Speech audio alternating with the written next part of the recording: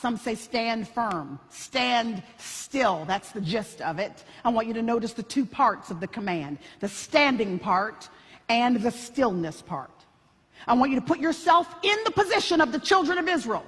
Red Sea, 400 years of being brutalized as a people group. The Egyptian army coming up behind them. And the best, most strategic battle plan that Moses can come up with is stand still. You got to be kidding me.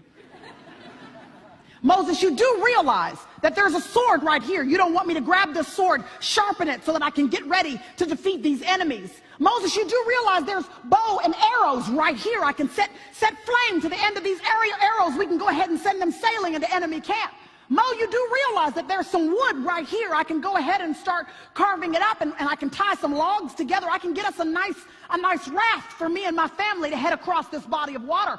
Moses, I do have some solutions, and the solution you have doesn't seem to make any sense. You mean, Moses, that you do not want me to lean to my own understanding as to what to me seems like a suitable solution for this scenario? You want me to do that which contradicts, my flesh contradicts what you are instructing me to do. Moses says, yep, what you need to do in this scenario is not what your mind thinks you should, not what your flesh wishes you would. What you need to do is plant your feet and stand still. Now, standing and stillness both sound like the most passive of commands. I mean, there are so many more active, engaged things that I could think of doing when I'm in troubling situations in my life. Standing still doesn't seem like it's going to do any good at all. It seems so passive. We need something more active. But I want you to think about this for just a moment. Thursday, after you ate your third helping of turkey, after you downed a bit more of the sweet potatoes and the yams and the green beans and pumpkin pie. I don't know about you, but after I took in all that sugar and all those carbs in one sitting like that, when I walked into the living room in front of that football game, the last thing I wanted to do was stand. I wanted to sit down.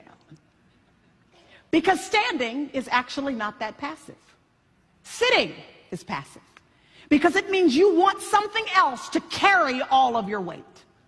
Moses says, do not relax yourself.